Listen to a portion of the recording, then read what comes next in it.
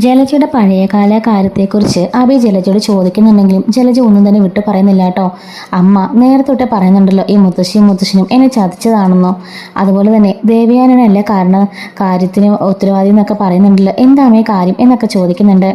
അതൊന്നും നീ അറിയേണ്ട കാര്യമില്ല എന്നൊക്കെ ദേവയാനി ഇടയ്ക്ക് പറയുന്നുണ്ടായിരുന്നല്ലോ. അതിൻ്റെ സത്യാവസ്ഥ എന്താണെന്ന് ദേവയാനി ആരോടും പറയില്ല കേട്ടോ. ദേവയാനി നീ എങ്ങനെ വന്നെന്നുള്ള കാര്യം നിനക്ക് ഓർമ്മയുണ്ടല്ലേ എന്ന് പലരും പലതവണ ചോദിക്കുന്നുണ്ടെങ്കിലും സോറി കേട്ടോ ദേവയാനി അല്ല ജലജയോട് ചോദിക്കുന്നുണ്ടെങ്കിൽ പോലും ജലജ അതാരോടും പറയുന്നില്ല. അങ്ങനെയാണ് ജലജയുടെ എന്തോ ഒരു ട്വിസ്റ്റ് ഉണ്ടെന്നുള്ള കാര്യം നമുക്ക് മനസ്സിലാവുന്നത്. അതിൻ്റെ ഫ്ലാഷ് ബാക്കിൽ ചെറിയൊരു കഥയുണ്ട് കേട്ടോ. അതായത് പണ്ട് അനന്തമൂർത്തി ഈ ബിസിനസ്സൊക്കെ സ്റ്റാർട്ട് ചെയ്യുന്ന സമയത്ത് അവർക്ക് കാര്യസ്ഥനായിട്ടൊരാളുണ്ടായിരുന്നു.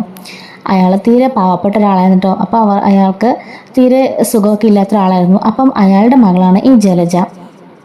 അങ്ങനെ മരിക്കാൻ സമയമായപ്പോഴേ അങ്ങനെ അയാൾ തീരെ അവശ നിലയിലായപ്പോഴും ഈ കുട്ടിയെ മറ്റാരെ ഏൽപ്പിക്കാൻ പറ്റാത്തതുകൊണ്ട് തന്നെ ജലജനെ മുത്തശ്ശൻ്റെ കയ്യിൽ ഏൽപ്പിച്ചിട്ട്, അതായത് മൂത്തിൻ്റെ കയ്യിൽ ഏൽപ്പിച്ചിട്ട് പറയുന്നുണ്ട്, എൻ്റെ മോളെ പൊന്നുപോലെ നോക്കണം, അവൾക്ക് വിവാഹമൊക്കെ കഴിപ്പിച്ച് അവളെ കൂടെ തന്നെ താമസിപ്പിക്കണമെന്ന് പറയുന്നുണ്ട്, അവളെ പൊന്നുപോലെ നോക്കണം, വിവാഹം കഴിച്ച് അയക്കണം എന്നൊക്കെ പറയുന്നുണ്ട്.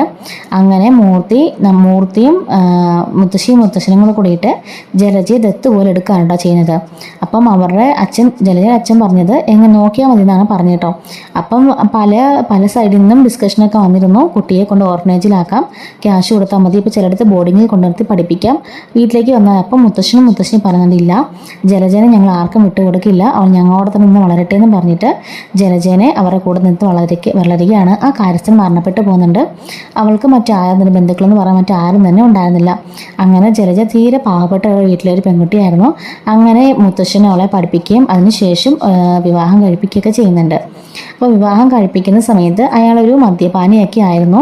അങ്ങനെ കുറേ കാലം അഭിയൊക്കെ ഉണ്ടായതിനു ശേഷം അയാൾ നല്ല ഒരു ക്യാരക്ടർ ആയിരുന്നില്ല. അങ്ങനെ അയാൾ മരണപ്പെട്ടു പോകുന്നുണ്ട്. അതിനുശേഷം ജലജയൊക്കെ അനന്തപുരിയിലേക്ക് തന്നെ തിരികെ വരുന്നുണ്ട്. അങ്ങനെ അവർ പിന്നീടുള്ള കാലം അവിടെ തന്നെ ജീവിക്കുകയാണ് കേട്ടോ ചെയ്യുന്നത്. അപ്പോൾ ഈ വിവരങ്ങളൊക്കെ അതുമാത്രമല്ല, ദേവയാനി വന്ന കാലം മുതൽ ഇവള് മകളല്ലാന്ന് ദേവയാനി തിരിച്ചറിയുന്നുണ്ട്, ഒരു ദത്തുപുത്രിയാണെന്ന് മനസ്സിലാക്കുന്നുണ്ട്. അതുകൊണ്ട് തന്നെ ദേവയാനിക്ക് ഇവളോട് യാതൊരു മൈൻഡും ഇല്ല, ഒരു വിലയില്ല. അപ്പോൾ മൂർത്തിയുടെ മകളാണെന്നുണ്ടെങ്കിൽ ആ വീട്ടിൽ വലിയൊരു സ്ഥാനം ഉണ്ടായിരുന്നല്ലോ, പക്ഷെങ്കിൽ അതല്ല എന്ന് അറിഞ്ഞതുകൊണ്ട് തന്നെ ആ വീട്ടിൽ യാതൊരു സ്ഥാനവും ദേവയാനി അവൾക്ക് കൊടുക്കില്ല. പ്രത്യേകിച്ച് അവളുടെ ക്യാരക്ടർ കൊണ്ട് തന്നെയാണ്. അപ്പോൾ ഇവളുടെ ക്യാരക്ടർ കൊണ്ടാണ് ദേവയാനി ഇവളെ മൈൻഡ് ചെയ്യാത്തതെന്നല്ല നമ്മുടെ ജലജ ഉദ്ദേശിക്കുന്നത്. ശരിക്കും താന് ഒരു ദത്തുപുത്രിയാണെന്ന് മനസ്സിലായതിൻ്റെ പേരിലാണ് ഇവൾ ഇങ്ങനെയൊക്കെ ചെയ്യുന്നതെന്ന് കരുതിയിട്ടാണ് ജലജയ്ക്ക് ദേവയാനിയുടെ ഇത്രയ്ക്കും ദേഷ്യം വരുന്നത്. അങ്ങനെ പിന്നീട് ജലജ ആ ഒരു ദേഷ്യം മനസ്സിലിട്ട് വളർത്തി മുത്തശ്ശനോടും ഒക്കെ ദേഷ്യമാകുന്നു. അപ്പം അതേ സമയത്ത് തന്നെ ദേവയാനി വിവാഹം കഴിച്ചുകൊണ്ട് അങ്ങോട്ടേക്ക് വരുന്ന സമയത്ത് ദേവയാനീനെ മൂത്ത മരുമകളായി അംഗീകരിക്കുകയും അധികാരങ്ങൾ അങ്ങോട്ട് കൊടുക്കുകയും ചെയ്യുമ്പം ജലജയ്ക്ക് നല്ല കുശുമാവുന്നുണ്ട്. കാരണം ഒരു മകളെന്ന സ്ഥാനത്തേക്ക് താനോട് ഉള്ളപ്പം അത് ദേവയാനി മരുമകളായിട്ടുള്ള അവർക്ക് കൊടുക്കുന്നില്ല എന്നുള്ളൊരു കുശുമം കൂടിയാണ് കേട്ടോ. മുത്തശ്ശൻ്റെ ഒരു കോൺസെപ്റ്റ് എന്ന് പറഞ്ഞാൽ എല്ലാ തലമുറയിലെ മരുമക്കൾക്ക് അധികാരം കൊടുക്കുക എന്നുള്ളതാണ് മുത്തശ്ശൻ്റെ കോൺസെപ്റ്റ്. അതിൻ്റെ പ്രധാന ഒരു ലക്ഷ്യം തന്നെ മകൾക്ക് കൊടുത്താൽ അവിടെ അധികാരം ഉണ്ടാവുകയും അതിൻ്റെ പേരിൽ മരുമകളും തമ്മിൽ അടിയുണ്ടാവുകയും അങ്ങനെ പല പ്രശ്നങ്ങളുണ്ടാവും. പക്ഷെ ഒരു മരുമകളുടെ കയ്യിൽ കൊടുക്കുകയാണെന്നുണ്ടെങ്കിൽ ഈ വീടിന് ഉത്തരവാദിത്വം തൻ്റെ കയ്യിലാണല്ലോ, ഈ വീട് എൻ്റെ സ്വന്തമാണെന്നൊരു ഉദ്ദേശം ആ മരുമകളുടെ മനസ്സിലുണ്ടാവുകയും ഈ വീട് നോക്കേണ്ട ഉത്തരവാദിത്വം തന്നെയാണെന്നൊരു തോന്നലുണ്ടാവുകയും അതുമൂലം അവൾ നല്ലതായിട്ട് വീടിനെ കൊണ്ടുപോകാൻ ശ്രമിക്കുകയും തന്നെ എല്ലാവരും പുകഴ്ത്തി പറയണം, അതുപോലെ തന്നെ തൻ്റെ ഭരണം നല്ലതാണെന്ന് പറയിപ്പിക്കാൻ വേണ്ടിയിട്ടും അവൾ നന്നായിട്ട് കുടുംബം നോക്കും. അതുകൊണ്ടാണ് മുത്തശ്ശനൊക്കെ ആയിട്ട് ഇങ്ങനെ ഒരു ചടങ്ങ് ഉണ്ടാക്കിയെടുത്തിരിക്കുന്നത്, അതായത് ഇങ്ങനെയൊരു പഴക്കം ഉണ്ടാക്കിയെടുത്തിരിക്കുന്നത്. ഇങ്ങനെ തുടർന്ന് പോവുകയാണെന്നുണ്ടെങ്കിൽ എല്ലാ തലമുറയിലെ മരുമക്കൾ ഭരിക്കുകയാണെന്നുണ്ടെങ്കിൽ ആ വീട് നന്നായിട്ട് ഭരിക്കും. അതാണ് അവരുടെ ഒരു കോൺസെപ്റ്റ്. അങ്ങനെയാണ് മരുമക്കൾക്ക് ഈ ഒരു അവകാശവും വീടിന് താക്കോലും കൊടുത്ത് വന്നുകൊണ്ടിരിക്കുന്നത്. അപ്പോൾ അതാണ് ജലജയുടെ ഒരു പാസ്റ്റ് എന്ന് പറയുന്നത് കേട്ടോ. അവൾ ശരിക്കും അനന്തപുരിയിലെ അല്ല, അനന്തപുരിയുമായിട്ട് യാതൊരു ബന്ധമില്ല, അനന്തപുരിയിലെ ജോലിക്കാരനായ കാര്യസ്ഥൻ്റെ മകളെ മാത്രമാണ് ജലജ. അപ്പോൾ അത് ആരോടും പറയാതെയാണ് ഈ നവ്യയും നയനെ പാവപ്പെട്ട വീട്ടിലെ പെൺകുട്ടികളാണെന്ന് പറഞ്ഞിട്ട് എപ്പോഴും അവരെ കുറ്റപ്പെടുന്നുണ്ടല്ലോ. ശരിക്കും അങ്ങനെ പറയാൻ അവൾക്ക് യാതൊരു യോഗ്യതയും ഇല്ല. കാരണം അവളെക്കാട്ടിലും താഴ്ന്നൊരു നിലയിലാണ് നമ്മുടെ ജലജ ഉണ്ടായിരുന്നത്. പണത്തിൻ്റെ കാര്യം പറഞ്ഞാണല്ലോ ജലജ എപ്പോഴും അവരെ വഴക്കുണ്ടാക്കുന്നത്. ശരിക്കും അവൾക്കാണ് ഒന്നുമില്ലാത്തത്. എന്നാൽ അതെല്ലാം മറച്ചു വെച്ചിട്ട് അനന്തപൂർത്തിയുടെ മകളാണ് താൻ എന്ന രീതിക്കാണ് ജലജ എല്ലാവരോടും അവിടെ പെരുമാറിക്കൊണ്ടിരിക്കുന്നത്. അങ്ങനെ ഈ ഒരു കാര്യമൊക്കെ ഒരു ഇടക്കാലമൊക്കെ എത്തുമ്പോഴത്തേന് റിവീൽ ആവുന്നുണ്ട് കേട്ടോ. അതുപോലെ തന്നെ മുത്തശ്ശൻ മുത്തശ്ശിയോട് പറയുന്നുണ്ട്, ഈ അനന്തപുരിലെ അധികാരമൊക്കെ നയനമോൾക്ക്, അതായത് പുതിയ മരുമകൾക്ക് കൈമാറേണ്ട സമയം കഴിഞ്ഞിരിക്കുന്നു എന്ന് പറയുന്നുണ്ടായിരുന്നല്ലോ. അപ്പം അത് നയനയും ദേവ്യാനോട് ഒളിഞ്ഞെന്ന് കേൾക്കുന്നുണ്ട് കേട്ടോ. അപ്പോൾ ദേവ്യാനി ദേഷ്യപ്പെട്ട് അവൾ നോക്കുന്നുണ്ട്. അങ്ങോട്ട് മാറിപ്പോയതിനു ശേഷം നയനെ വിളിച്ചിട്ട് പറയാണ്, എന്താടി നിനക്ക് ഭയങ്കര സന്തോഷം തോന്നുന്നു ചോദിക്കുമ്പം എന്തിനമ്മയെ സന്തോഷിക്കുന്നു ചോദിക്കുകയാണ്. ഓ, ഒന്നും അറിയാത്ത പോലെ, നീ കൂടുതൽ അഭിനയിക്കൊന്നും വേണ്ട, എനിക്ക് മനസ്സിലാവുന്നുണ്ട്, നീ ഇപ്പം മനസ്സിലിട്ട് ചിരിക്കായിരിക്കും. മുത്തശ്ശൻ എല്ലാ അധികാരം നിനക്ക് തരുമെന്ന് പറഞ്ഞല്ലോ, അതിൻ്റെ അഹങ്കാരം നിനക്കെന്ന് പറയുമ്പം അമ്മേ, എനിക്ക് യാതൊരു അഹങ്കാരമില്ല, എനിക്ക് അധികാരങ്ങളുള്ള ആഗ്രഹമില്ല, മോഹമില്ല. മുത്തശ്ശൻ്റെ കാലം കഴിയുന്നവരെ ഞാനിവിടെ ഉണ്ടാവുള്ളൂ എന്ന് എനിക്കറിയാം. ആ കാലത്തിന് ശേഷം ഞാൻ ഇവിടെ നിന്ന് പോകേണ്ടവളതാണെന്ന് തന്നെ എനിക്കറിയാം. അങ്ങനെ കരുതിക്കൊണ്ട് തന്നെ ജീവിക്കുന്നതും എന്ന് പറയുമ്പം ദേവേനെ പറയുന്നുണ്ട്, അതെന്തായാലും നല്ലൊരു കാര്യം. അങ്ങനെ തോന്നൽ നിന്റെ മനസ്സിലുള്ളത് എന്തുകൊണ്ടും നല്ലത് തന്നെയാണ്.